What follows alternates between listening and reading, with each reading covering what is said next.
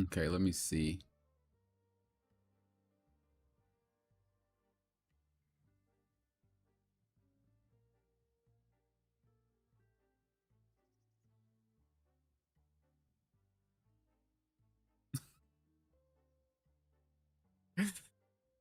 Relax.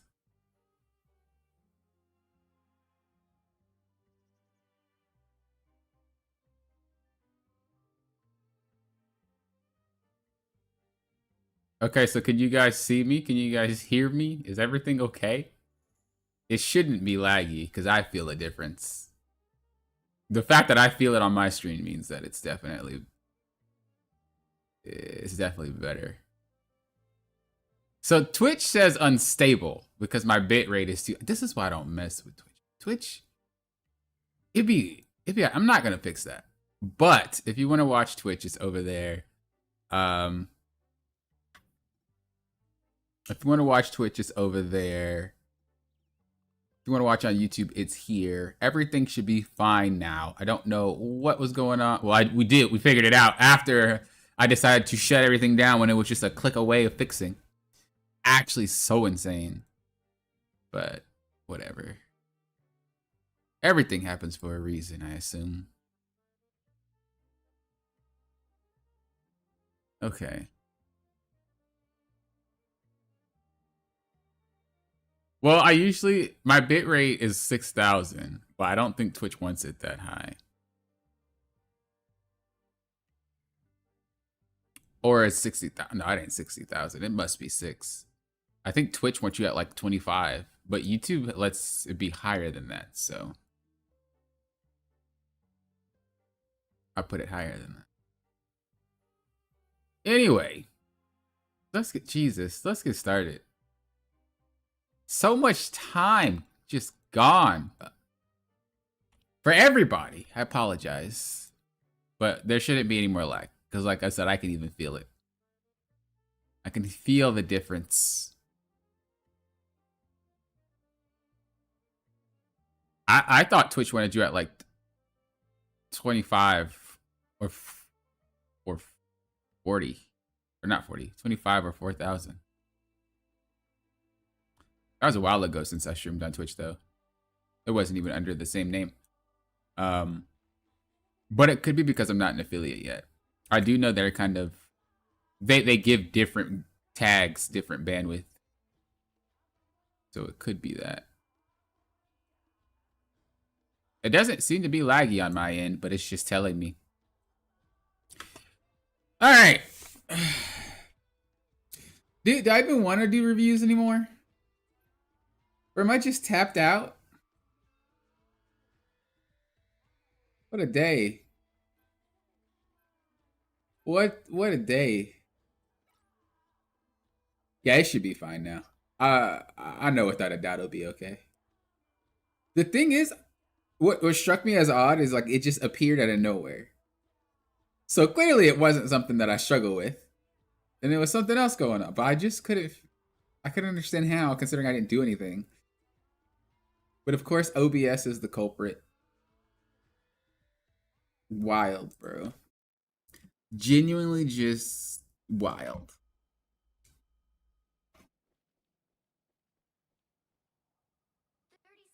Oh yeah, that's way better. Didn't I tell you guys? I was like, is it me or is this person's camera just laggy? I said that because it felt weird. All right, now we're golden. Now we're good. Y'all shouldn't be having any lag. We should be straight. All right, so this person wanted to know how to play cap. We're not going to be focusing on cap, as I said before. We're going to focus on dive in general. But obviously, I'll mention things about cap here and there. For some reason, I'm a little bit nervous now. For some reason, I feel like it's still gonna lag, even though I know that it shouldn't. I got anxiety. Yeah, I got anxiety. Like part of me is like, it's gonna mess up, but I know I fixed it. Okay. Jesus. All right. So, this was fine. I don't mind this. Being a presence in front is fine as like Cap or as the Thing or as any of these other characters. It's perfectly fine. You shouldn't have to feel like you have to play their backline the entire time. As a dive character, it's not necessarily your job, so to speak. Not necessarily your job, so to speak. So you did a good job here. What I would like to see, like I said, is just not run off like this. If you're going to go to the back line, you should definitely jump to the back here. That way the entire team sees you, and then you're able to just jet back here or do whatever you want to do. When you do stuff like this and you start to run away, it makes them feel like you left. So if we look at it from their perspective, this is what they see from you. We go back just a little bit.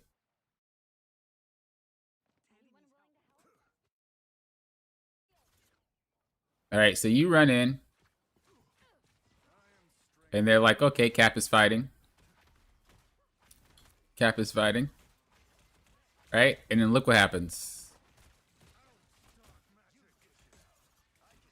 We notice that you just bailed out. So I don't even care about you anymore. In his head, he assumes, well, should Cap come back, then we'll deal with them. Otherwise, you just retreated. So they know they can pressure right now. This might not be something you realize, but this is what tanks generally look for, especially when you're playing Strange, Mag, Groot, whatever. Where we're looking for, especially in high ranks, we're looking for someone to just be out of position like this, and we'll force, because you're down a man. So you have to be very careful about doing this. And I even sometimes still struggle with this, because I think my team can survive without me for a second, and then I'll leave, and then they get KO'd, and I'm like, bro, it was 2 seconds, bro. Like, what happened? So this is why it's important not to do this. You want to be a presence. You always want to be a factor, and you want to be looked at as much as possible. So then we did talk about this one before we paused the replay and decided to fiddle with everything. You're not doing a bad job here, but what you're doing right now when you're playing any dive character, doesn't matter. Your goal is to just get into the back line and disrupt, but you have to A, time it properly, which means that you got to make sure your team is fighting, and B, you have to make sure what you're trading is worth it. So if Cap is off the map because he's over here in the back line, and then Strange is with him, right? So Strange is also out the fight. You're saying, well, which team is better without so-and-so? Well, Cap is kind of buns, so you win this because having no Strange is way more valuable than having no Cap. Also, you wasted her bubble, which means that they're technically down a healer. She can't really heal. If you were to take this whole entire thing into your hands, because you created an opening, which is great, but now we're doing that thing where we rely on our team to play the game for us, and then when your team does horribly, we always think it's our team's fault. This is something that you did really good, and we need to just take advantage of it. If you go over here, do you have your abilities? You do. So if you go over here and you jump slam and you start fighting these guys, or if you want, you start fighting the Invisible Woman, she's going to have to look at you, and Cloak and Dagger is going to look at you. Which means that your team can have a 2v5. Well, a 3v5 because Panther's chilling. But that's way better odds for your team. If you're like, well, I don't want to do that, I'd rather just go back to the fight, you can, because you should be able to KO somebody before their Doctor Strange gets into that vicinity. So you created an opening, but we want to do something with it, not just sit here and distract. You got caught on the wall. It happens, unfortunately. And this is something that a lot of dive players think is worth it, especially Caps. But a lot of dive players think, well, if I'm doing this and they're chasing me, automatically I'm generating value. And that's not really true. Just because someone's looking at you and fighting you doesn't mean you're generating value. Because sometimes the enemy team has better value for the amount of characters that they have. You know, if I'm in their back line, right, and what I'm doing is I'm making myself focused on 2 people, and let's just say there's a DPS looking at me and there's a healer looking at me, and I'm back there as Cap.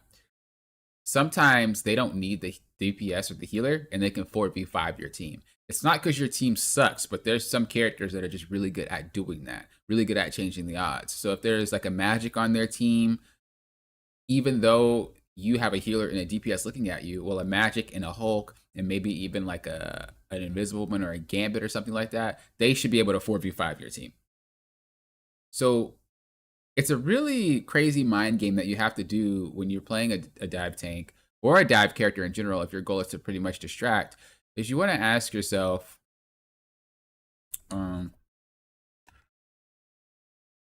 which hero provides more enemy value? So you're asking yourself which characters on the enemy team provides value.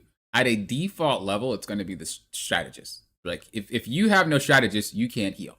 Like at a default level, that is what it is. But as you test the waters, as you start to see how the outcome's being played, then you might notice, even if I'm attacking the healers, my team is still getting KO'd, bro. Like, what's going on? Then you have to ask yourself that question again. This is why I say it's important to kind of just go in there quick and fast. That way you could see how they react to you, because this is the type of thing you want to get answered as soon as possible. So you were in the back line. Your team still lost, even though you had Doctor Strange on you. This means Doctor Strange being removed from the equation isn't a make or break for them. What is a make or break for them? Well, it seems it's going to be Rogue, Mr. Fantastic, or Black Panther. You're not going to have a Black Panther attacking you. Never. So you have the ability to distract Rogue or the ability to distract Mr. Fantastic. The way that I tend to do this is I try to make it so that they see me, right? But usually if you're playing a dive character and you pressure, you don't need to get KOs, but you pressure enough, someone's going to start looking out for the back line. And so what I usually do is I hit Mr. Fantastic maybe a couple of times, and then as he looks at me, I chase the back line. So even if they're not on comms, what I'm doing is a mental game. I'm saying, look at me, go from you to your back line. He's going to piece it together and be like, oh, no, I got to go help. And now you created this dynamic of this guy's going to peel whenever you go in that back line, which means that Mr. Fantastic is never going to be in the team fight whenever you go into that back line, which means that your team should be able to win because he is one of the valued characters in the match. All diving is just about the mental game. You don't actually get KOs unless people are just generally out of position. You're just there to allow things to open up. You're there to break formation. You're there to psych them out. You're there to do all these things that overwhelms them, and it allows for the rest of the game to be played in your favor. That's what dive is. If it gets countered, if the team knows how to play properly, if they know how to play together, dive just doesn't work anymore. It's not because the characters suck, but it's because they know how to deal with it. And then in which case, you would need to play differently, or you would need to swap depending on your type of gameplay and your type of style. So let's play this out and we'll see how it is. I'm actually going to add one more question just to even it out a little bit. And it's going to be, how can I make that value focus me? As I said before, sometimes you got to be a little bit creative when it comes to doing that. Sometimes I don't even bother. And in that case, that's why I don't play Cap in high ranks. Like, once you get to a certain spot, he just doesn't work because people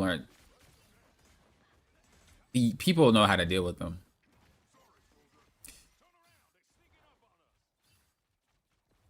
Okay.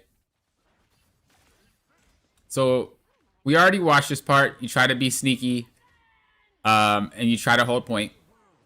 Instead of playing the game. Again, this is kind of like a Captain America syndrome thing. It's not necessarily a fault. It's just something that we tend to do sometimes, but you have to break it. Now, we did get to the point here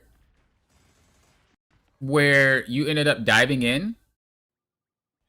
But I wish we did this earlier. Just because we could have made something happen. But also, your timing was way off here. If you take a pause real quick, you just lost your Invisible Woman and you just lost your Wolverine. There's not really a world where this works. Ever.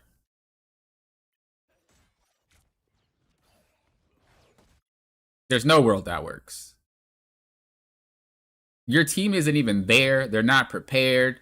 They're staggered. And this is the type of thing that really makes people think, what do I do when my team staggers? Well, you have to take a step back before staggering even happens and see how it happened. People think too much in the moment instead of thinking maybe 2 to 3 seconds back. This could cause your teammate to stagger because somebody might overextend to heal you, get picked off, and then you start a whole domino effect of stagger.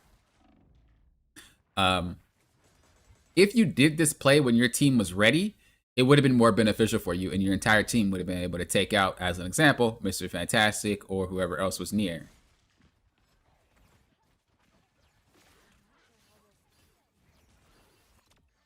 This is why you kind of feel a little bit helpless.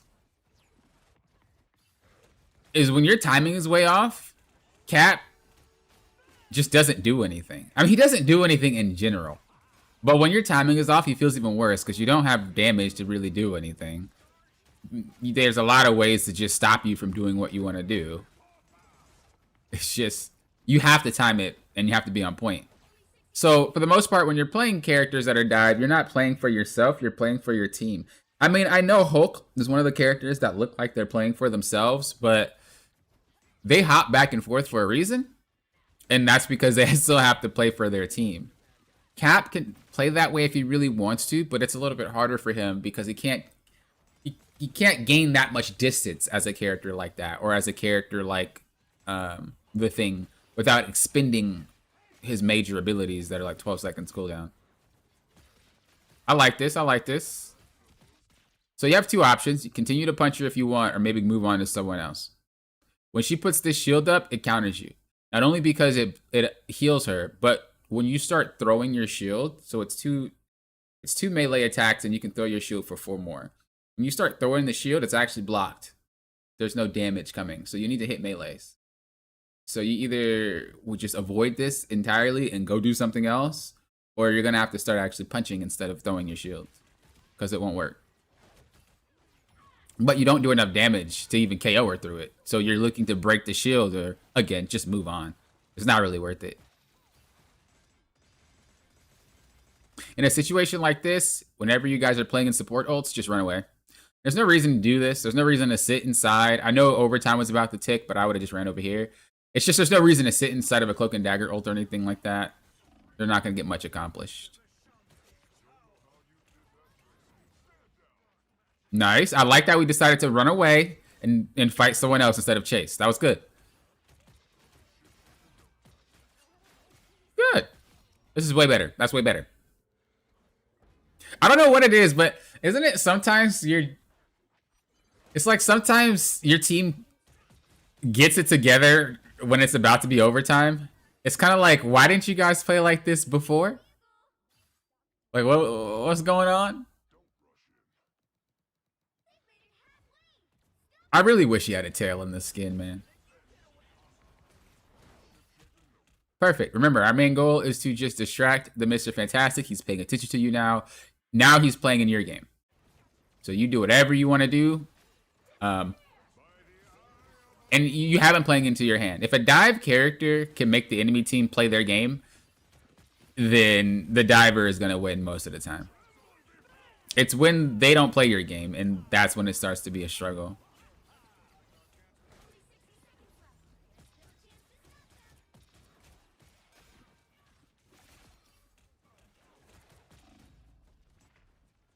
Hey, I like it. I like it.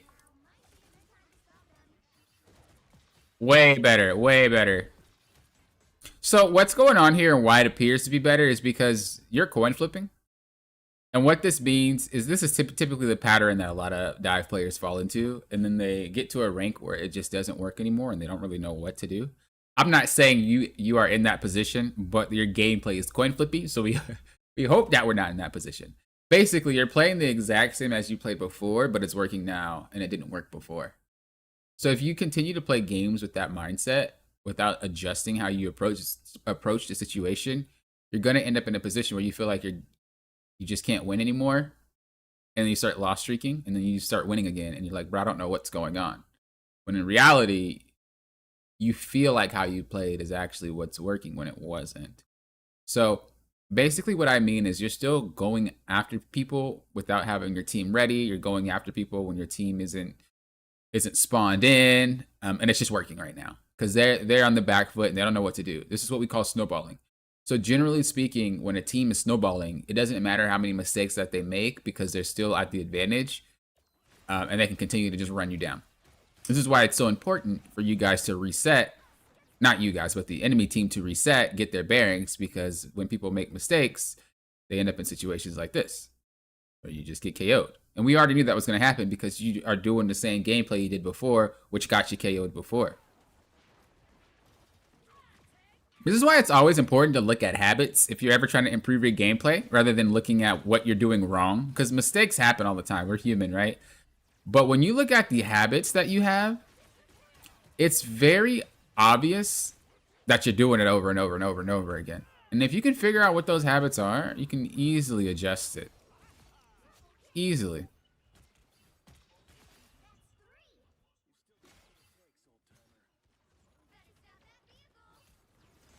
Better stop that vehicle. All right, same thing. We got to ask ourselves which character provides a lot of value. It's obviously going to be the same Mr. Fantastic and then the Punisher. So you're doing a good job here. Again, just wait for your team. Wait for your team to be ready.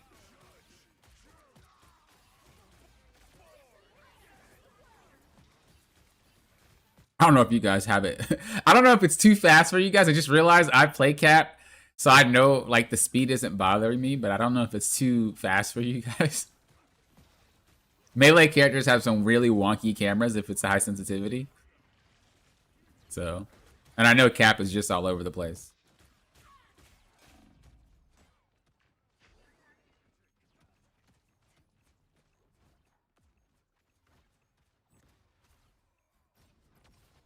I mean, it was a good push. You overextended a few times this round, but like for the most part, that was a good push. As you can see, you're way better at snowballing than you are playing any other style of game. What's up, Murray? I don't think I even said what's up to you. Which is bad, right? You want to make sure that you're pretty solid on both the snowball front and on anything else. A lot of dive players tend to be really good at just pressing forward, holding W or tilting the stick forward until it doesn't work anymore. And then they're just not sure what to do from there. Don't ever be that player if you guys like to play dive. You're going to be in for a rude awakening when it does not work anymore. And you can't press W or you can't be hyper aggressive because you're going to get stuck. I know from experience.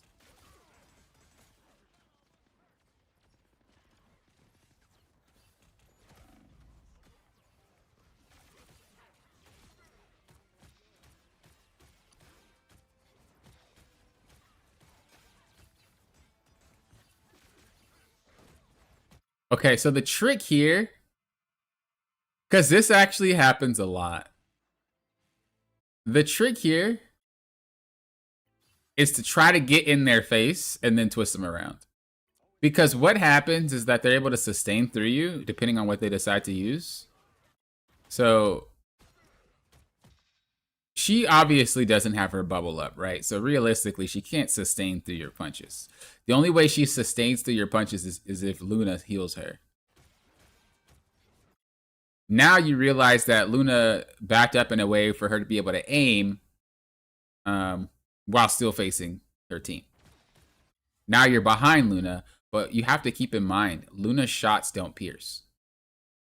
If you stand in front of Luna, what you're going to do is make it so that she has to either move around or she's going to just straight up fight you. In any way, in any sense, just putting your shield up is better here. You don't even have to KO her. Just put your shield up and let your team win the fight. Unfortunately, your team got rolled, but sometimes you don't need to fight. You can just put your shield up and block. When she starts going into clap stance, just run. You're not winning. You're never winning that. She turned it on too late. She was already low, but whenever they turn that on, just run. You burned it. Good job. Run away. I think any real Luna Snow players would see that clip and be like, there's no way. Because it's very rare. It is very rare that you succeed with what you just did. Here is kind of another example of overextending and you get yourself picked off for it. You see what I mean? The style is the same no matter how you play. You do the same thing over and over. You have to be very cautious about it. The higher you get, the less chance you're going to land on hits. They're going to get the winning the winning flip every time. Again, do not try to fight Luna when she's in clap clap stance. That's just... I don't know how, bro. I wish I were you. And whenever she turns that on, I just run. There's not really anything I can do to her. Like, what? Is she just not aiming at you or something? Surely there's something going on. Okay, yeah, she's not. I mean, you have ult on, so I guess it doesn't really matter, but... Okay, that's pretty much what I expected. It took 3 of them, but that's pretty much what I expected. That's why you have to be very careful when it comes to diving. Yeah, Hulk can get through it because it's consistency. I mean, I still probably wouldn't do it, though. I feel like you're sitting on her for too long. But with Cap, his hitbox is so small, if you miss one hit, then she just gets full HP. Alright, so you're against 2 characters that kind of one-bang you. This is every diver's worst nightmare. Not only are you dealing with a Punisher, but you're dealing with a Bucky, and you're dealing with a Mr. Fantastic, and you're dealing with the Luna, and you're dealing with the Cloak and Dagger. This is like one-bang central. Every character on their team can one-shot you. Like, this is hard. So the best way you're going to have to play this out, doesn't matter if you're Cap or not, you're going to have to dive in and be quick, and then dive out. Dive in, be quick, dive out. You can't really stick around for long, or you're going to get KO'd. Does he watch my stream or my videos? Is this just what we do? Maybe Cat players do it. I don't ever see any Cat players do that. Okay. Nope. If he watched my stream, he survives, correct? Surely. Surely. I honestly wouldn't even do it with that team, like I said before. If you go in, they're gonna destroy you. You have to go very quick. You can't sit.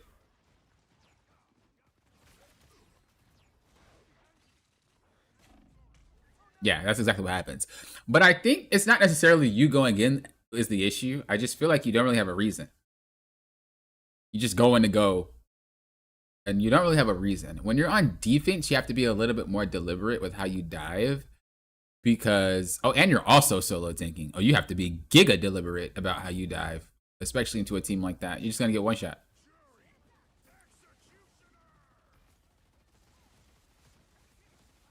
It's hard to solo tank on him. I'm not even going to front with you. It's doable. All tanks can solo tank, but it is difficult on him because you have to have patience. It's not just about stalling because they'll one-shot you.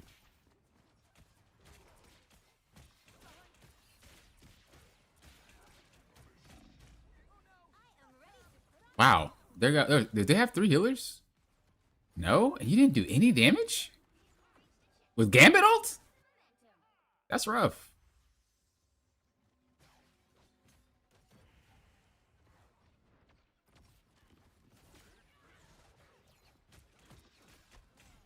I don't know if you would have won this game because I don't think you're supposed to. So there's some games. There's some games that people sometimes confuse. And they think they're supposed to win. You have to realize that sometimes some games you're not going to win unless you're a better player. That doesn't mean that you suck. It just means that a Smurf would have had to do it. The type of comp that you're into is a comp that I can play into that. But I know it's hard because I've been there several times. Several times. When you start playing with the same players, they ban you out or they pick they pick to try to counter you. This is very difficult to play into. I think any dive player knows a Bucky, a Punisher, a Mr. Fantastic, that is rough. But if you don't do it consistently, then you don't know how to do it. And so your gameplay is the exact same as it was a few seconds ago, a few minutes ago. However, if you do that into this team, they will destroy you. And it happens every single time. So I don't think you were supposed to win this with Cap. I think you were supposed to swap and win it with someone else. You would have to get more experience on Cap to be able to pull it off because it is hard. The thing I would tell you to do is just be fast and be deliberate. A lot of how you're playing is, it's not really deliberate. There's not a reason to do it. You just go and you're not fast. You sit in for so long, like right now. You can't do that. You'll get one shot. These characters are designed to blow you up. So.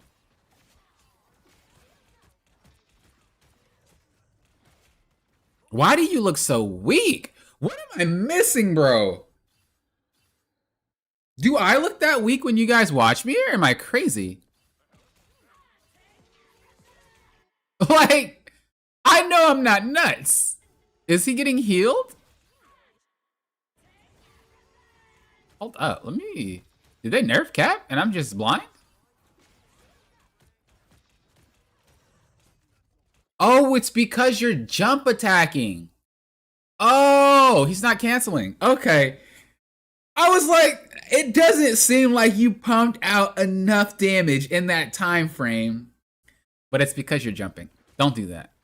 So you don't have to learn how to animation cancel, because he'll do it automatically. It's not actually as difficult as it might seem.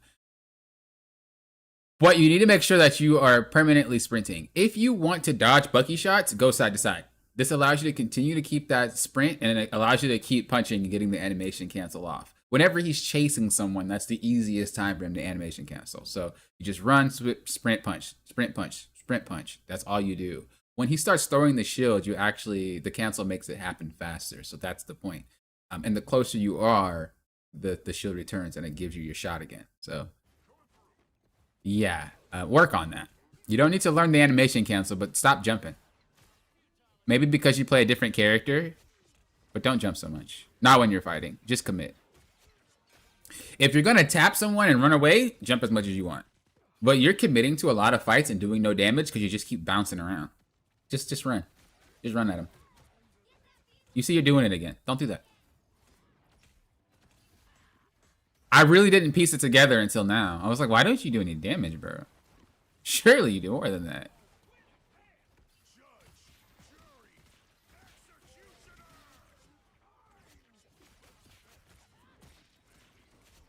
Okay. W mag. They don't even have to be good with these characters. They just need to know how to aim. Bucky, Mr. Fantastic, Punisher. I mean, eventually, one of them will KO them. So I got to be a little bit careful with stuff like this, because the way that they're positioned, they're in a crappy spot. And when you're playing tank, and I always tell you guys this, you have to keep in mind where they are behind you. This is such a crappy spot because what's about to happen is that Cloak and Dagger or Luna are about to just ult and run through your entire team, or Mr. Fantastic's about to run through your entire team. You have them in such a crappy location where they don't have anywhere to run or retreat to, and they're just going to get rolled over. So you have to be a little bit careful in that regard. A better place would be playing here, so that way the enemy team has to walk through the funnel right here, and your team has a lot more room to play with behind you. It's always something you got to keep in mind, because you do not want them to be in a crappy location. Luckily, you didn't get run over for it, but they tried.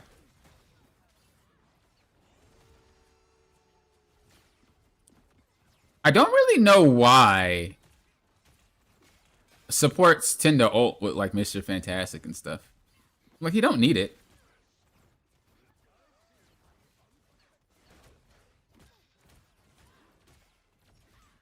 Also, just keep in mind, you're much slower when you attack and jump.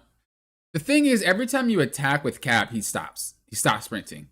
If you attack with Cap and then jump, you are disabling this dude until he drops, and then you sprint again. That's like 3 seconds of slow. If you punch and run, you're only like slowed for half a second. That is going to transform your gameplay into godlike. Like, I'm not even going to lie to you. That has got to be fixed. You're gonna be so good once you really like pay attention to it.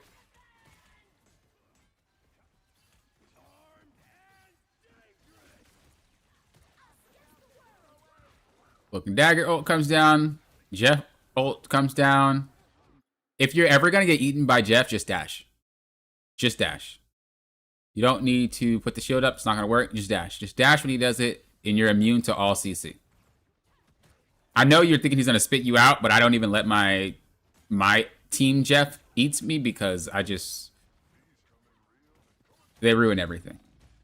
In a situation like this, you know that you're low. You're just going to have to bail out. I know you're trying to touch point, but if you get KO'd, you lose anyway. I will say the main issue with what just happened in these past like 10, 20 seconds is you were just jumping around. But remember, if people ignore you, then, you know, if they ignore you, then you have a sticky situation because you have your team 5v6ing. And this is the scary part about diving. So this is why pressure is important. It's not about getting KOs. It's not about getting all the last hits. That's not what you're looking for. You're looking to always be scary. Whatever it is, if you notice that they're not paying attention to you anymore, you got to figure out why and start being scary again. Because all it takes for them to win is just not paying attention to you anymore. That's why they were able to run your team down with you jumping around on point. So you think that you're stalling. You think you're doing a good job, but they're just ignoring you and they'll just take you out later. This is again why Cap isn't really that great in later he isn't that great in later ranks because people just ignore him. He doesn't do enough damage if people are competent enough to pocket each other.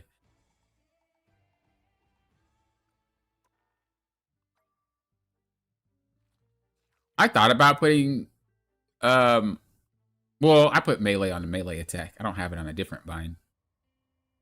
But I thought about it and about his slam in the melee, but I keep it all the same. I'm a boomer. Real quick, I'm just going to demonstrate the difference between what you were doing and what you should do. So typically, this is what you're doing when you're trying to fight. So this is how you play, right? You're like, I don't even know if you turn his sprint off now that I think about it, or you just attack weird. But yeah, there you go. This is what you're doing. Like, look at that. Like, if you look at it, this looks ridiculous. And that's not to say you're to BM you or say that you're bad, but this right here is not cap. This looks like I can shoot you. You're not hard to hit like this. You do negative damage. Like, it's not enough. Versus what it would look like if you just did this. See the difference? You're always moving. And you could still attack and go side to side. But when you're doing this, you're never going to get KOs unless they allow you to. You have got to be, like, really on it. You got to be on it. The easiest way to do it, and like I said, you don't have to practice animation cancel because I barely do it. I only do it when I really, really have to. But he does it automatically sometimes when you just run. When you run forward, he does it automatically. If you're trying to do it on a target that's not running away from you, it is hard to do, and you're going to have to actively do it. But if you're chasing someone, he'll do it for you. You just tap it, and you press it again after you see the little smoke come out. Or air wave, whatever. And that's all it is. That's his animation cancel. And if they're running from you, it's 1,000 times easier because you're just going in a straight line tapping the button. So if I chase... If I chase this real quick, you'll see it. I'm just chasing him. Oh my god, animation cancel is crazy. I'm not doing anything, but just tapping the button. He just happens to be going where I'm going. Right? Nothing crazy at all. It looks like it's crazy, but he's doing all the work for me. Now the problem is if it's something like this, then you gotta know how to do it. Because he's not gonna do it for you. So, like something like that. You see how it's a little bit different? That it would be a faster character, but you know, the bot is a little bit slow. But yeah, like that. You see how you gotta have to actually like do it yourself. But for the most part, I don't do it that often because it's not necessary. So I highly recommend you learn how to do that. You stop jumping. I think it's just a habit from playing other characters.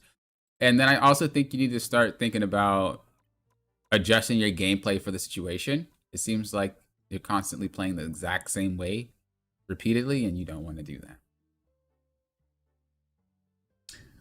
All right. That was the first replay, and we've been quote-unquote streaming for 2 hours. Make it make sense.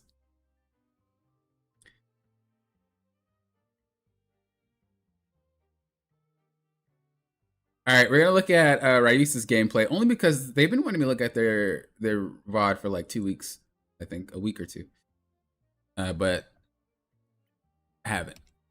So we're gonna look at them.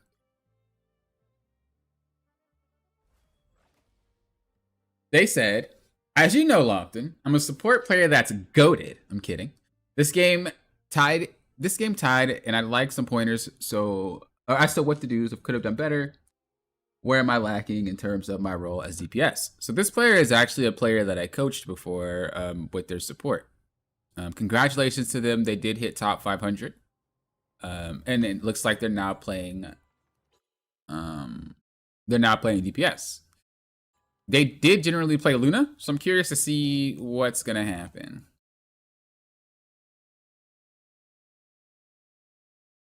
Yeah, as a melee hero, I don't think I would be jumping. I jump more if I'm shooting. Like if I'm actually like at a distance and like strafing. But it doesn't do much as a melee hero unless you're like Iron Fist.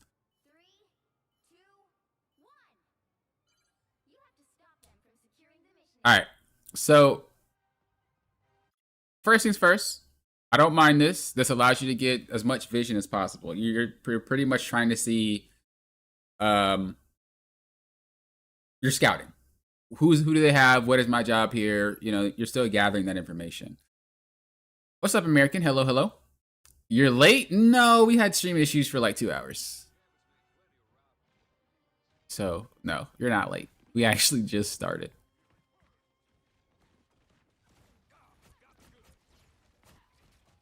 Putting a little damage down.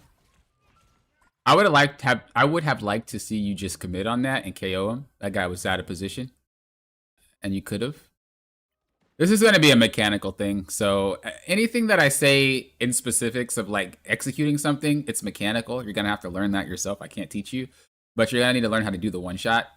Because that's what separates the average Psylocks from the goated ones is like their ability to take someone out without having to do much.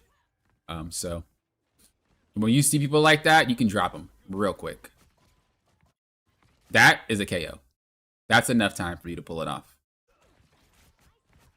But I know you're still practicing here and you're still getting her down and whatnot. But just keep thinking about that. It's like, is there a target I can just one bang? And then try to make it happen.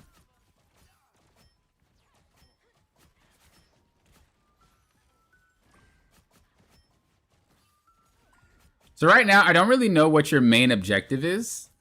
I'm still trying to fill it out and see. It looks like you're just pumping out damage, which isn't bad, but you're just all over the place.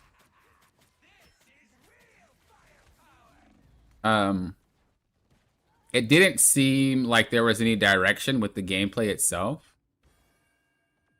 It just seems like you're just doing damage. I think what you were doing before was good. I think what you were trying to do, which was take out the what's his face? The Human Torch was fine, and then he went away, right? But I would like to see you reposition somewhere else. Like maybe over here, maybe over here. Because now what you're doing is you're constantly on the mind of the Human Torch. He knows that if he tries to play the game, you're there. This makes it so that he has to think about, well, do I take the Psylocke out? Do I just like get pocketed by my healer? Like, what do we do about this? And eventually, especially if they're on comms, it's going to trickle down to this team, and it's going to be like, well, how do we deal with her? Rocket might start pocketing him. Gambit might start pocketing him. And now you're taking the attention off your team without being in the front trying to shoot everybody. This is just more of a target priority thing, and a lot of DPS players tend to end up in this same pattern where they're just spreading out their damage everywhere. But just because you do damage doesn't necessarily mean you're doing the right damage. So we'll see.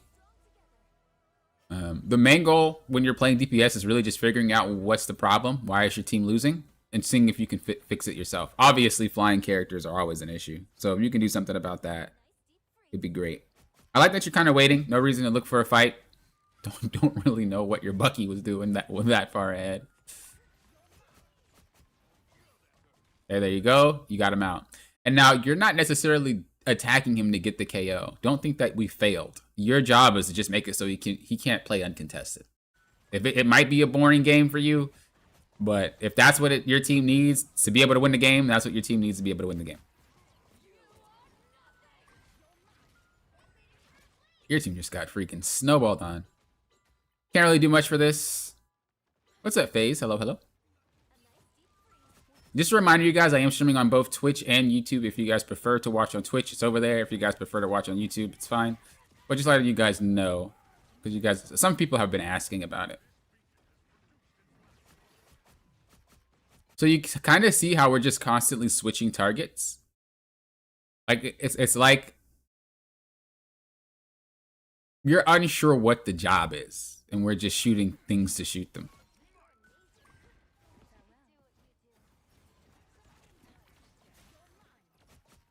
I only point it out because it doesn't matter if you get the KOs, right? If you're taking out the wrong target at any given time, your team could still get rolled.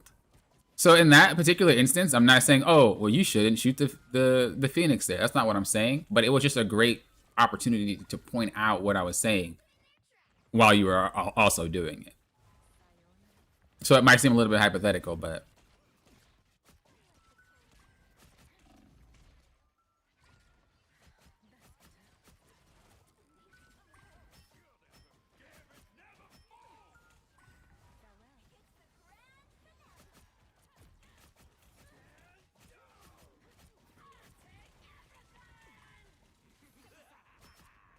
this is real firepower.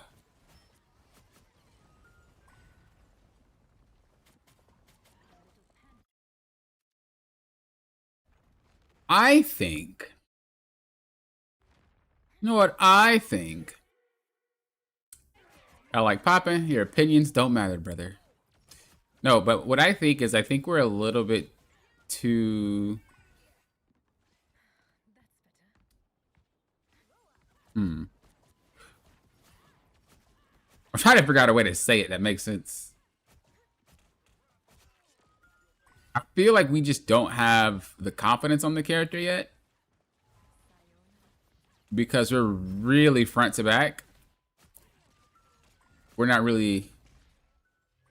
Like, a lot of the positioning is more about playing with your team and then seeing what happens. Whereas when you become that next level Psylocke, it's more about what's best for the situation and then forcing something to happen. So if we think about their team and just what they generally like to do, because every character has a tell in terms of how they play, right? If we look at Gambit is most likely going to be in the back line, but he can look to make a play. Should he see something fit, he'll dash in, right? Human Torch is most likely going to be in the sky, obviously, and then he'll slam down if he sees something, or you can make him slam down by getting him low. Magneto is always going to be in the front. Rocket's always going to be chilling somewhere in the back. Phoenix, debatable. And Rogue was probably going to be in the front as well. With this mindset, you want to figure out how can you take out these characters. Well, if Gambit dashes in, the guy's cooked. You can literally just one-shot this guy as soon as he gets in. Is he going to do that? Is it worth waiting for him to do that? We don't know. You would have to feel him out the entire match. Human Torch is going to play the exact same every time. We already know this guy's going to go into the air. That one's a given, right? We're not really caring about Mag because he's a tank, and we also know that Rocket's going to be chilling. When it comes to Phoenix, she can overstep her boundaries, but for the most part, she's probably going to be chilling unless she sees an opportunity. This means that two characters on their team, or three, I'm sorry. No, I was right. Two characters on their team could be free food for you. It's him, and it's him. The rest of it is circumstantial, but whenever you see these two, we should be looking to get a one-shot off. So, that's why I was saying I think the confidence just isn't there because the positioning is more of like a pro play positioning. Psylocke players and pro play tend to do this a lot more than like solo queue Psylocks. That being said, it's because if you get picked off in a pro play match, you're going to get... That's huge, right? Whereas a solo queue match is not really like that. Or whatever, a ranked match isn't really like that. You can take these risks and you can still be all right. Especially if they reap rewards. If we already knew to be up here and ready to fight, I mean, you could come this way if you want, but whatever. If you were already up here being ready to fight, then you can just say, as soon as this guy comes into the sky, we're good to go. If we want to go even more big brained about it, we can say, well, he just got taken out, or they just reset. So if he's going to come from anywhere, it's going to be from here. Right? That's where his spawn is, which means that we can position early and get to a spot where, should he cross my path, he's going to get one shot. That also allows you to take out this beacon right here if you decided to be really aggressive and like hide right here. Right? Take out the beacon and then go across, make them dive down, you know, create these opportunities. It seems like a lot of the opportunities that are taken are ones that are created by your team or just happens to be at the right place, right time. Whereas you can prevent a lot of this stuff from happening if you're more proactive.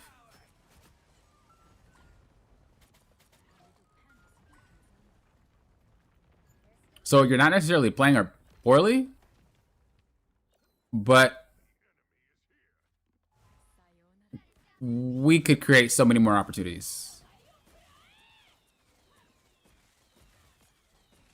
But that's why I always speak so highly of the Psylocke players that do that, is because like you do have those two types, right? You have the more playing with the team, waiting for ult, and then you have the ones that are just all over the place. And it takes a lot of effort.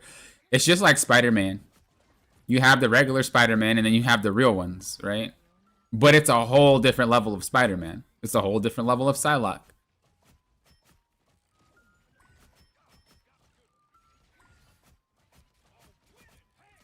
So again, just kind of preemptively think about it, right? Like, where are they going to be coming from? Well, they're going to be coming from there. Okay, so if I can for sure get two characters, it's Johnny and it's Rocket. We know Rocket's going to be in the back, and we know that Human Torch is eventually going to be in the air. So what we could do is we can come over here, position up top, maybe even chill right here. As soon as Rocket walks through, bam, bam, one shot, done, next. There's little stuff like that is gonna really take your gameplay to the next level. You just have to think about where you're gonna go and how can I intercept you. Because most of the time when you're fighting someone going from point A to point B, they're not aware of their surroundings. They're just trying to get back to where they were. And that's just when they're most vulnerable. That's just how assassins work in really any game, though.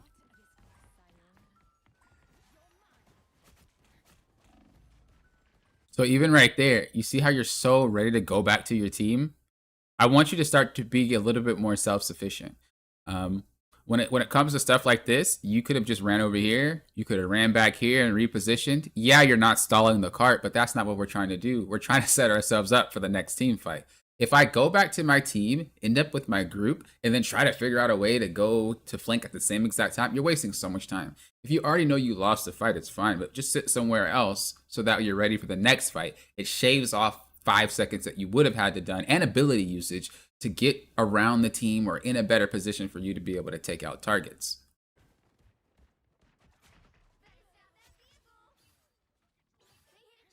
Right? So let's just say we got the next team fight getting ready to happen.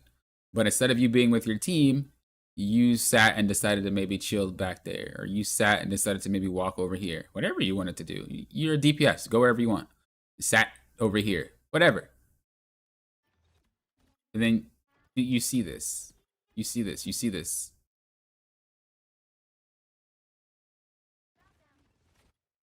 Not only do you get a beacon, you get a free KO on that Rocket. You get a free KO on this Punisher face checking you. Even on Johnny, too. You get him anyway. But you see what I mean by how your gameplay is right place, right time oriented. It's not necessarily how do I create things for me. It's like, oh, right place, right time. It's not bad, right? But that's the type of style that doesn't really do much if your entire team sucks. Creating opportunities is how you climb with any role and any character.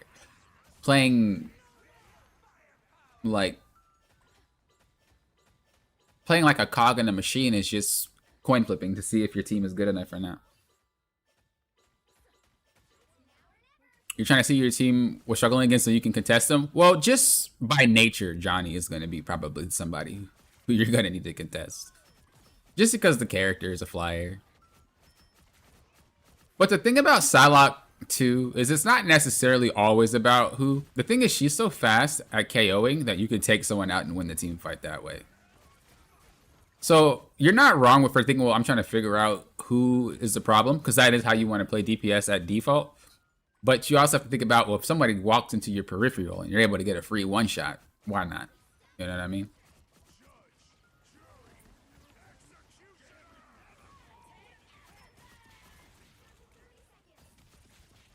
I know. I knew you were gonna ult. I would have waited just because you know probably one more team fight's about to happen. If they get a teleport off or something, then you could have had it. Oh, your team lost that fight anyway. Yeah, I would have waited to ult. Then you would have just had it. I don't think it would have saved the situation, to be honest with you.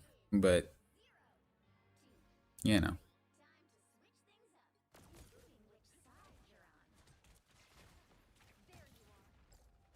Did you swap? Am I crazy? Where are you? Oh, you did swap. I'm going to actually head to the overtime because I'm just curious.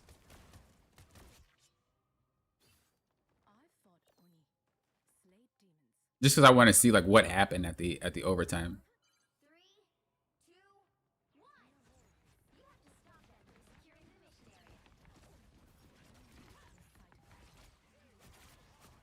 Okay, we already established that Gambit is not going to be a target you could take out, yet that's exactly who we went for. Really think about it. Right? Really think about what you're fighting and why.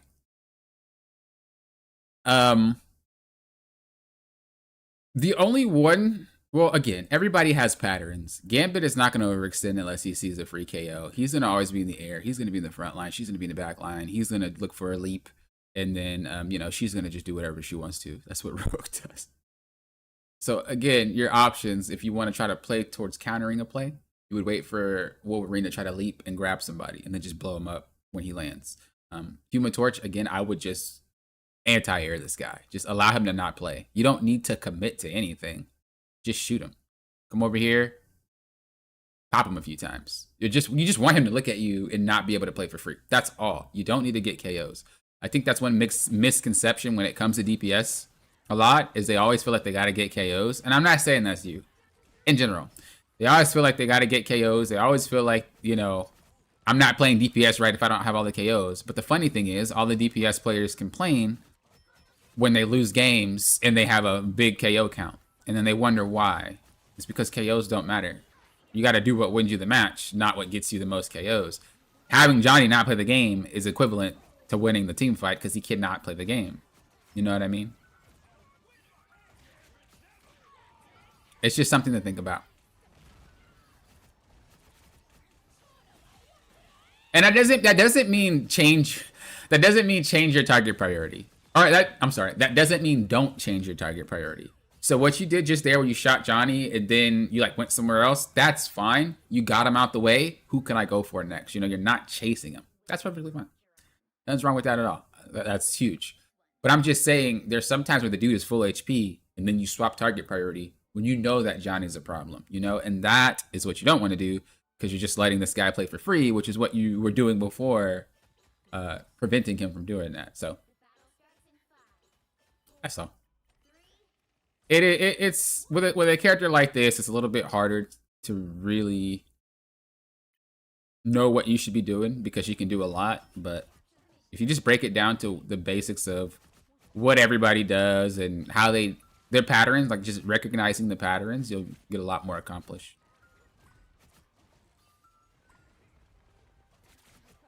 Just like that. Perfect. Perfect. I mean, you got KO'd, but whatever. The thing remains the same. You waited for the guy. He showed up. You put damage on him. Perfect. That's pretty much what I would have been saying. So one thing that we noticed is they have a very good frontline presence and a very good team formation. So what you're going to want to try to do is flank and break it. This is when flanking becomes a necessity. When they have a team, when their formation is super stacked. So let's just say the formation is kind of like this, right? That's their wall and your team is kind of trying to come through. And every time you come through, they bounce back because their formation's super solid. Well, this is where you need to start flanking to force their formation to start splitting up. This allows it to start having a crack and your team can push through. So whenever you feel like that's happening, go for a flank. Some people perma flank, and that's not really it because flanking is a strategy, it's not a play style. So you would need to flank and break that formation. And what we want to do with the flanking is we want to make sure that they flip their cameras around, right? We want to make sure that they think they're sandwiched. If they look at you, cool, but they can't look at the team. If they don't look at you, you can potentially one-shot them. You want to put them in that position. Their formation is too strong for your team. Did they really just ult on top of each other? Oh, that sucks.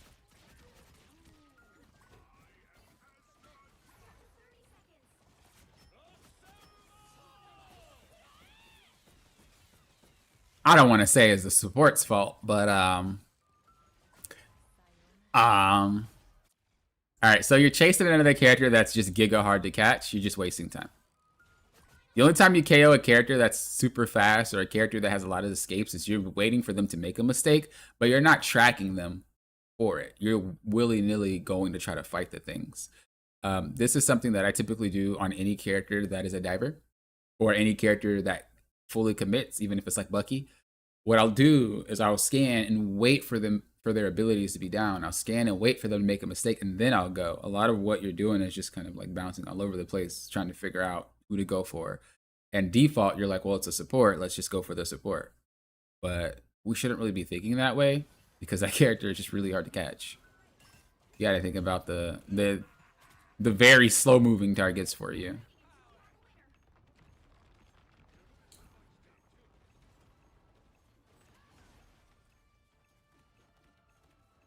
Four tanks. Lol.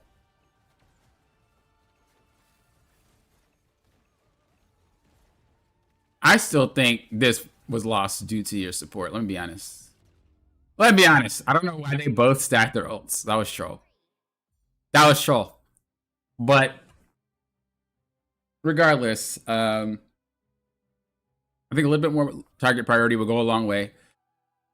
I think being a little bit more proactive, understanding how the fight's going to unfold before it does, will be very good for you. I think you're very reaction heavy right now, but I think it just comes from the lack of confidence in the character.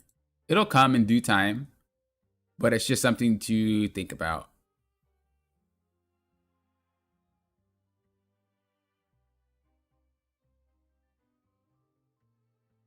It'll be something to think about.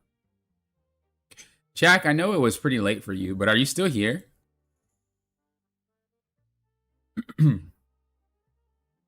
If you're still here, Jack, I'll do your replay. I guess it doesn't matter. I can still do it. I just know they wanted to see it, so. But I guess I could just watch the VOD.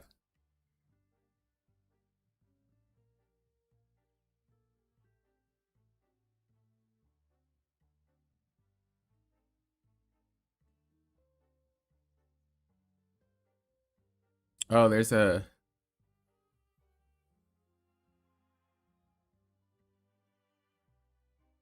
I don't know what they played though.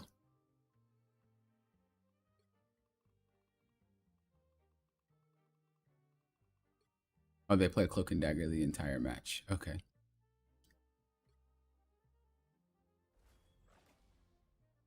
So they said.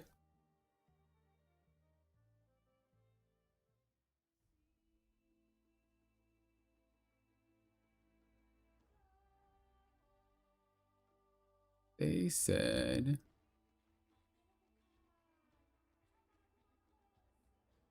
I play Cloak and Dagger, Doctor Strange, and Mr. Fantastic depending on what role the team needs. But mainly I play Cloak and Dagger because I feel I have the most impact with the character, and many others don't play the character correctly. However, I just cannot manage to consistently win games no matter how well I play. This game is a prime example of that. I'm looking to see what I could have done differently to change the outcome. I really don't think I can play the character too much better than I already am. I feel like I already watched this.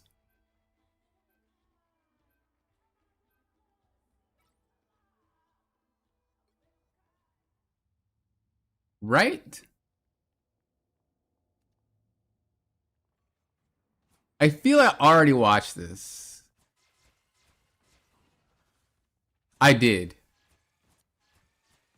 I should start deleting replays after I watch them instead of going off my brain. I did watch this. I did watch this. I did watch this. I did watch this. I remember. I remember. I remember.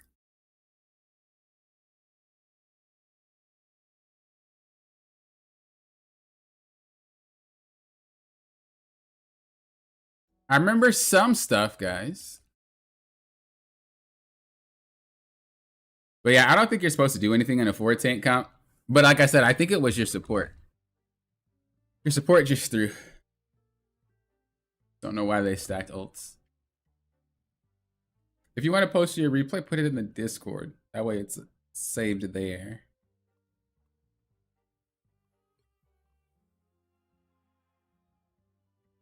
We're going to be looking at Murray.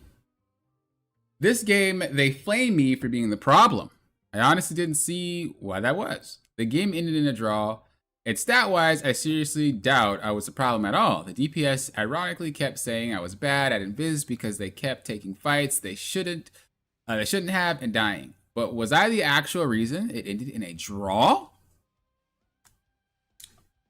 Well, let's see.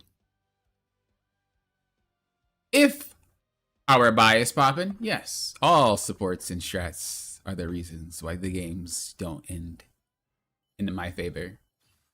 If I'm being honest, I don't know.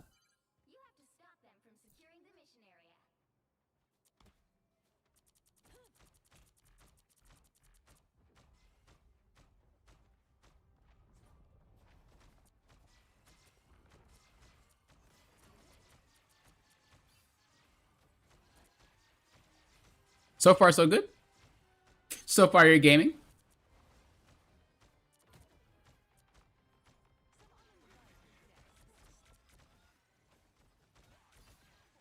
Just try to reload a little bit more. That way you're not forced to reload mid-action, like mid-fight.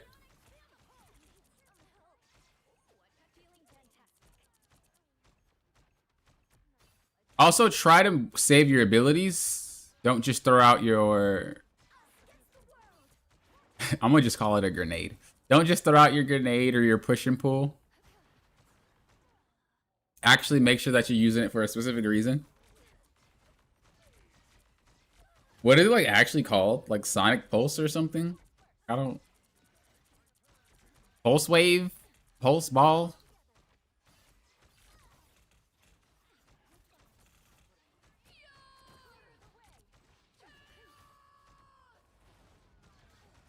She really got 3 of your teammates?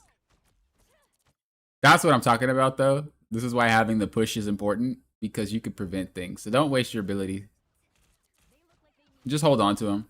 If you want to throw a little grenade, then you can, but the push-pull thing is just too strong to waste.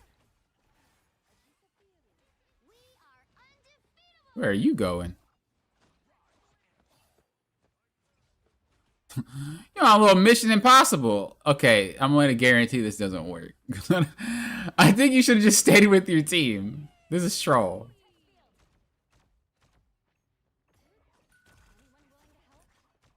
In no world this works. In no world, Murray. In no world does that work. Why did they act like you didn't do that? Wait, it works? Oh my god. Oh my god, if your team wins that fight. I don't even know what to say. Looks like I need to give up my channel. I need to give up my coaching. It is it. It's it. Clearly, I don't know what I'm talking about. Clearly, Murray just knows.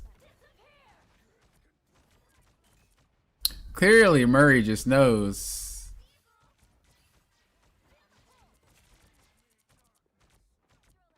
Okay, kind of similar as last review. Try not to use your ult unless you have a really good reason to. And again, try not to use your push and pull. Just ability usage.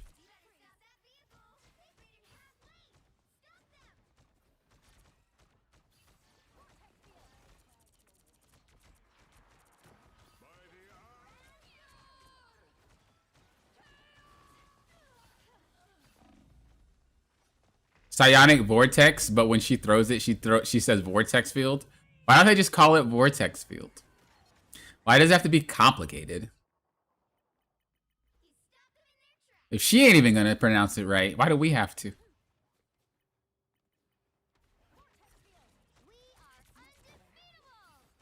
I like that. That was a good knockback. It stopped their momentum. Huge. Very good. Very well played there. Trying to get back in the cover. So you didn't need to do what you just did here because you weren't in any danger. Look. You're fine. Nobody's going to hurt you, and they'll be able to heal you once they push up a little bit. Just walk up right here if you really want to, and you're good.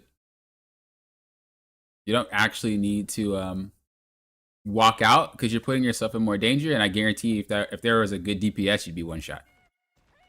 You don't have 164 HP. So, no reason to do that. Just hold your ground there. You were safe. Nobody was around you.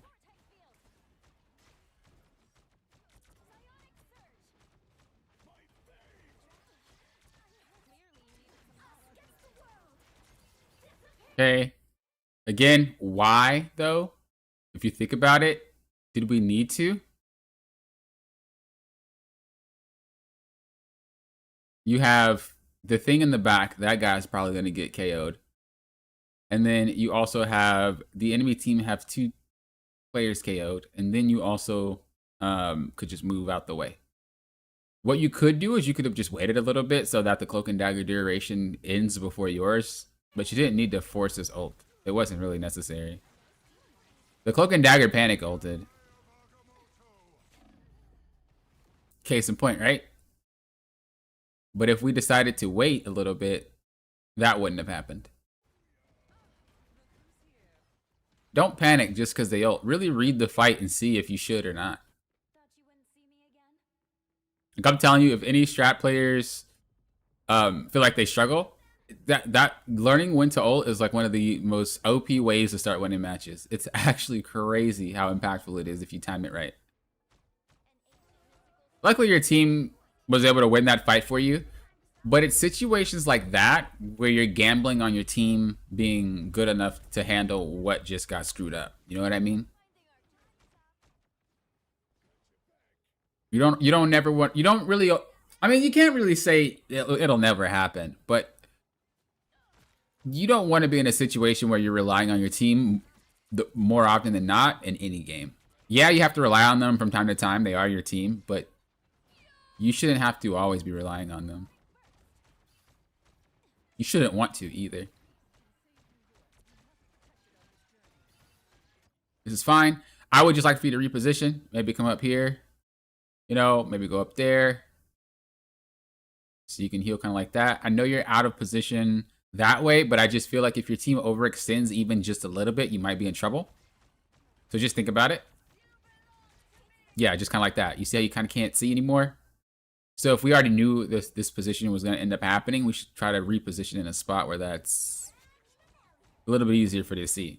You have to be careful because obviously you're going to be out of position doing it or on your way to getting into another location, but it's just important.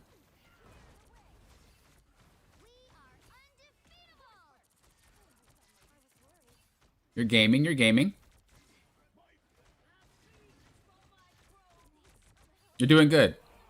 I like how you pulled back a little bit more so Venom has to choose between you or them. You can't really be in both of your guys' visual. Did not need to ult.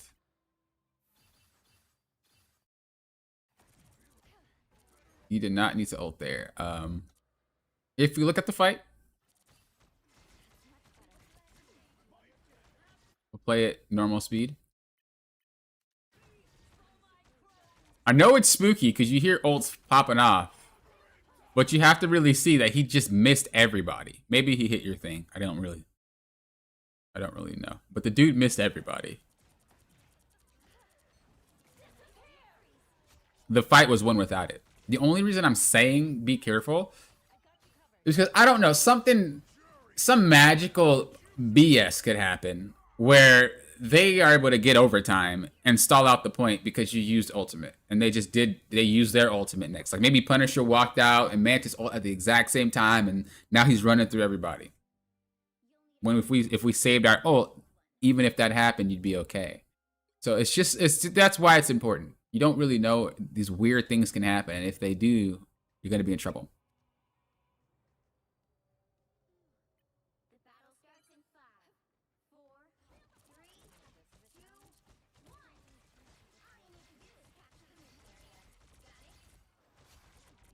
Yo, she has 3 KOs in a span of a few seconds. Okay, Scarlet Witch, do your thing. Yep, walk back. Perfect. Perfect.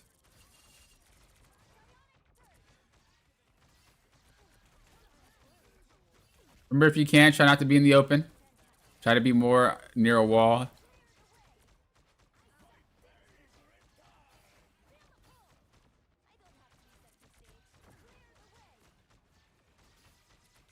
Situations like that, when they start to overextend, try to ping them back. It doesn't matter what rank I play, and people do this all the time because they get a little bit snowball. They get a little snowball fever. Ping them back so they don't overextend. Because if they do, and you guys get run over, you guys lose the point. That's why I said use cover. For that exact reason right there. This does not happen if you were in cover, or if you position in a way so you're over here. Remember, you can use the entire map, but you're trying to use the cover and you're trying to use the walls and the angles to make it so that you can cut off vision of you to them. But when you're sitting out in the middle, you're gonna get one shot. Oh, yeah, like that. And it's not because you're bad, it's because we didn't bother using cover. That's all. But little stuff like that is what makes people lose matches. I would have saved the ult. I don't think you saved this point. You guys saved it? No way. Okay, yeah.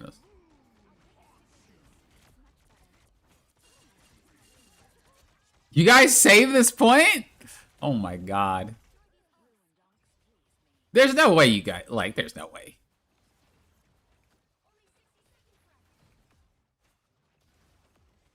There's no way you guys should have saved this point. I mean, it doesn't look like you are, but... Like, all it did was stall. But you could have had a better stall back here if you just saved your ult. You lose the fight, save your ult. Because now you guys might start staggering. Like, whatever you do is a ramification for your team. So if you're like, well, I'm going to go in and try to stall with ult, well, then your team thinks, like, well, let's go back to point. But if you just stop and have the next fight later, your team's not going to try to do that and they won't get staggered. Look how much space they get for this.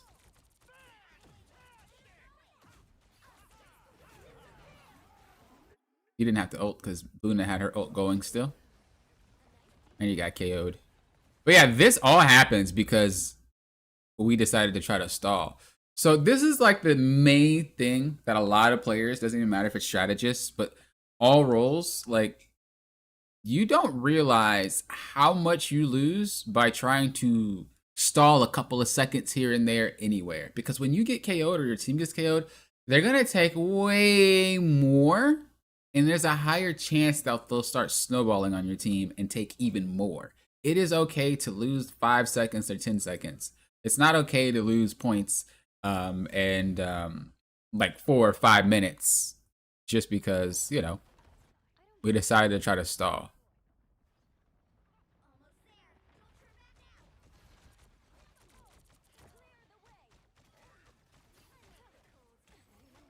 So ironically, it's not your fault, right? Let's say it's not your fault, but it is your fault. Because what you did was you signaled to them, let's do something that we shouldn't do. And then because of that, again, the ramifications were that we're always staggering now. Nobody's waiting on each other. You guys keep walking out and getting shot by yourselves. However, if you just would have waited, you guys would have been all together and there had been no staggering.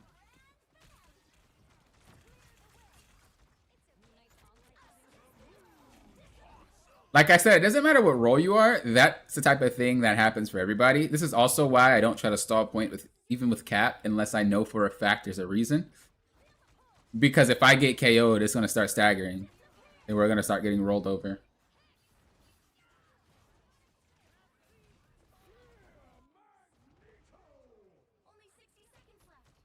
That's rough.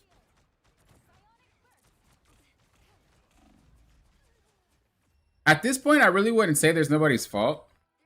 Once a snowball starts happening, it's really hard to stop unless everybody groups back up.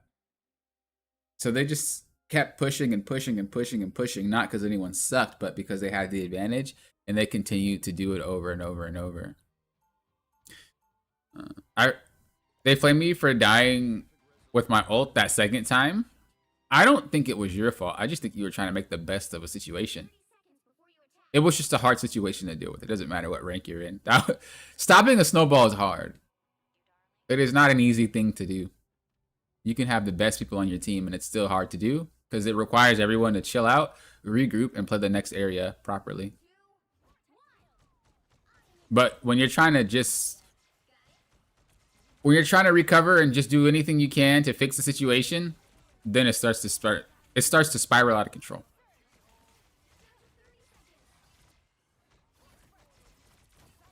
Yeah, just use cover. Put yourself here. Put yourself here if you want to. Put yourself here if you want to.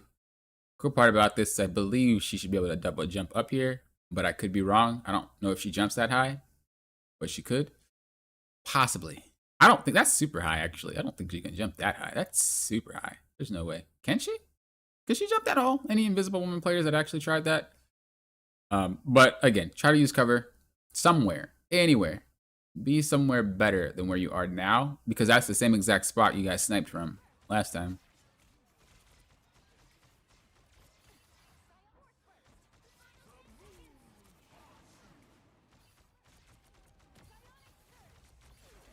Okay, you're gonna have to hold your ult here. Oh, never mind. I was gonna say they don't. I was gonna say they only had one freaking heal ult, and you guys had 3, so you don't have to save anything. Yeah, I didn't think that was. Yeah, that looked really high.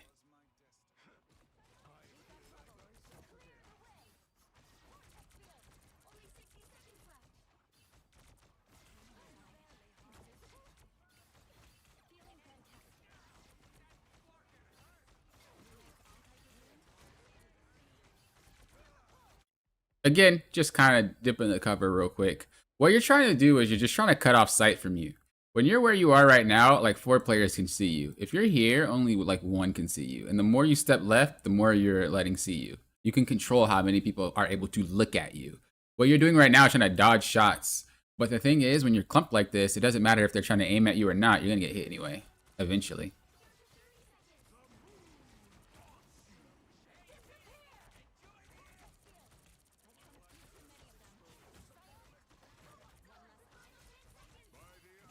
I would hold ult. So you're gonna have to wait for them to portal. Wait, they didn't even try? Oh, doesn't matter what you did here. I would have held it just for a second. Just for a second. So that your team can get closer. You are gaming. I wish they portaled. If they portaled, I feel like that would have been a way better fight for you guys. Oh, they portaled now. That was super late. What? Bruh. They portaled 3 years too late. For the most part, I think that it's still just the same thing of just ability usage.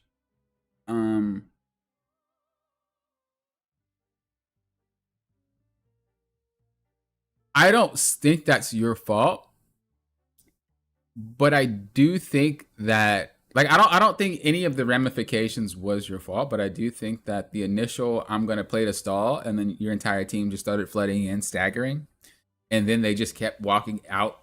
After they took point, they still started staggering, and they just got more and more and more. I do think the initial choice that you made to stall point created that problem. It created that snowball effect. But anything after that, I do not think that was your fault entirely. I don't think that was your fault entirely at all. But let's take a quick look at it one more time, just so I can single it out.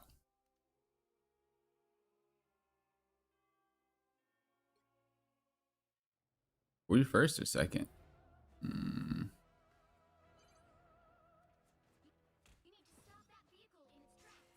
For second.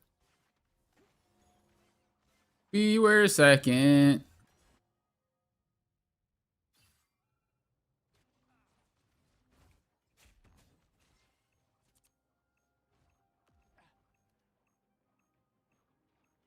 Was it this point or was it later? Oh, it was earlier.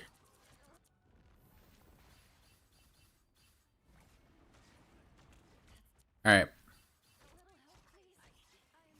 A little bit more.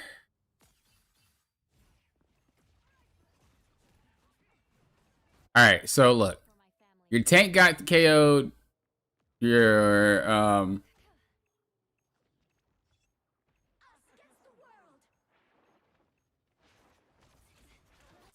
yeah, your Luna gets KO'd there.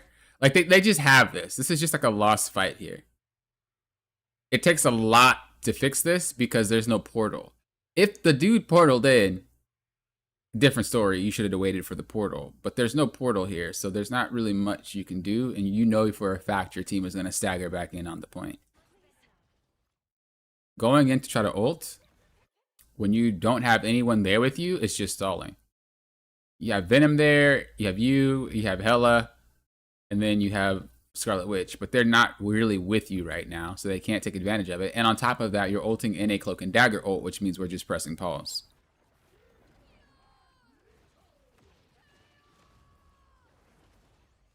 She should have never gotten two people into that.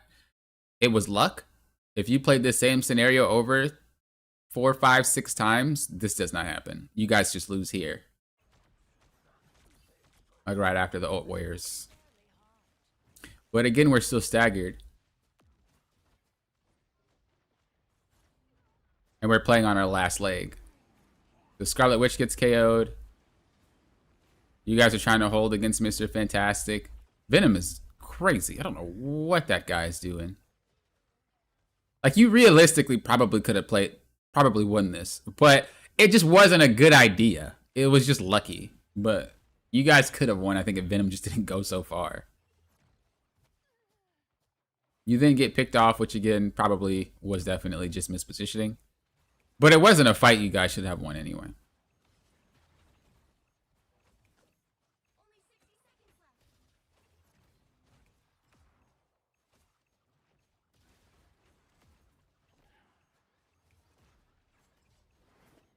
Yo, she is trying to survive. Respect. Then the stagger happens again. And then they end up capping here. Yeah, they do. But like, if you watch what happens after, look what happens after. So Luna gets KO'd, so it's staggered. Scarlet Witch is KO'd, so it staggers, right? And if we keep watching, the team's still not ready to fight. Team's still not ready to fight.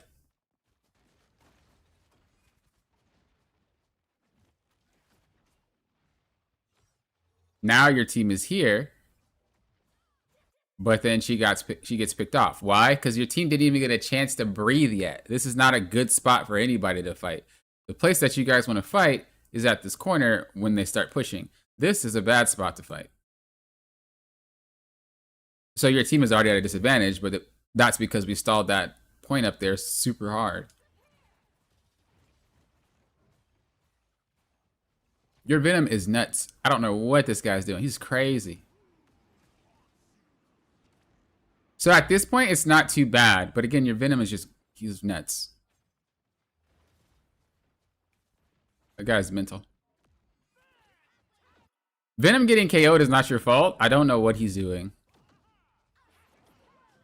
But you kind of just see that there's been a non-stop fight ever since they took that point. There was no breathing. There's no waiting for us. It's just fight after fight after fight after fight after fight after fight after fight. And that is what's causing them to be able to snowball on you. The only way you stop a snowball is by stopping the fighting. So they can't continue to roll and make a bigger snowball out of it. Like I said, this part's not really your fault. I just think that we shouldn't have rewarded poor players for their decisions. We shouldn't be trying to stall point when we know that we lost a fight, which then tells them, hey, we can continue to fight even though it's a lost fight. That's all. The one that was calling you horrible? Yeah, I don't know. None of that extra stuff was your fault. That Venom was trolling. I feel like if Venom just chilled out a little bit more, you guys would be all right.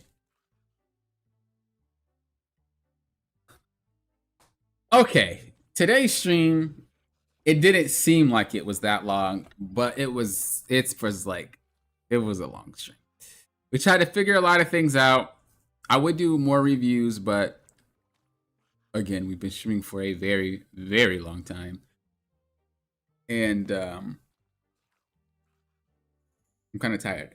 I might stream and play. We'll see. We'll see if I'm up to it, but I'm not gonna obviously commit and say that I will stream a little bit later. But yeah, due to technical difficulties, I started at 2. It's 5, so it's 3 hours. I think I started at 2. So, but yeah, if I do stream later, you guys will see it pop up. If I don't, well, then obviously I'm not streaming. But I do appreciate you guys being here. Remember, if you guys want free replay reviews, put the thing in my Discord under the free replay reviews tab. Also, if you guys want coaching or anything like that, check the links down below. It's there for you too. Until next time, you know what I always say. If you guys are doing what? Popping often. With often. Peace, peace, late. Have a good rest of your day or night. And I'll talk to you guys later.